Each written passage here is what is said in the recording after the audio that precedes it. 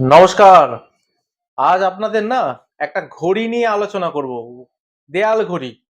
বাড়িতে যদি এই ঘড়ি পূর্ব দিকে লাগাতে পারেন, আপনার বাড়ির প্রসপারিটি, ডেভেলপমেন্ট, ফিনান্সিয়াল গেইন হবে।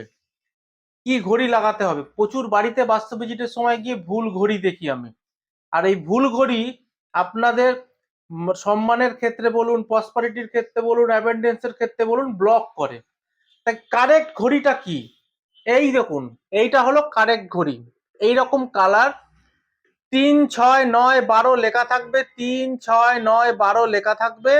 এরকম ঘড়ি, এরকম বড় সাইজের ঘড়ি আপনারা বাড়ির পূর্ব দিকের ওয়ালে টাঙাবেন। দেখুন, আবার ভালো করে দেখুন, আমি সামনে থেকে দেখাচ্ছি।